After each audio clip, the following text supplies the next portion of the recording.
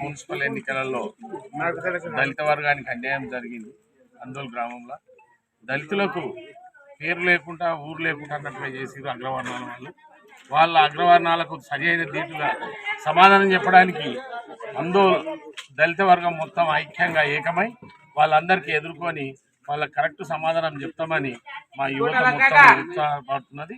అదేవిధంగా ముందు భవిష్యత్తులో కూడా మాకు ఇతరులు ఎవరు అవసరం లేదు. మా గల్లీకి సంబంధించిన నాయకులు ఎవరైనా సరే పార్టీలకు సంబంధం లేని విషయం ఇది. పార్టీలకు అతీతంగా సపోర్ట్ చేసి అదే క్యాండిడేట్ మున్సిపల్కి పంపిస్తామని ఈ విధంగా అంబేద్కర్ మీద ప్రమాణం చేస్తున్నాం.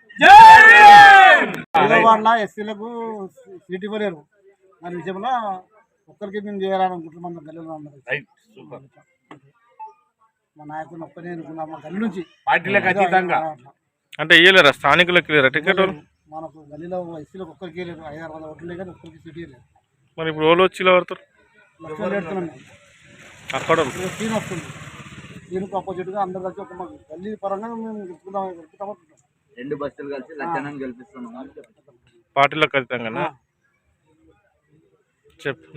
గ్రామ పంచాయతీ ఏర్పడ్డ నుంచి గ్రామ పంచాయతీ మున్సిపల్ ఈ 5వ వార్డే ఉపసభ్యులు వైస్ ఎక్కడ అని ఇక్కడ నుంచి రిజర్వేషన్ తొలగించి పెద్దంతరులకు పట్టం కట్టి ఓసీ అనే క్యాండిడేట్ ఇక్కడ 4వ ఓసీ అనే క్యాండిడేట్ బలంగా నిరూపించుకోవడానికి ఇక్కడ బాధ్యత నస్తున్నాడు. కానీ ఇలా ఎస్సీ ఓట్లు 450 ఉన్నాయి. గెలుస్తామని మా ఏకదాటిగా సరే క్యాండిడేట్ బలంగా నిరూపించుకోవాలి.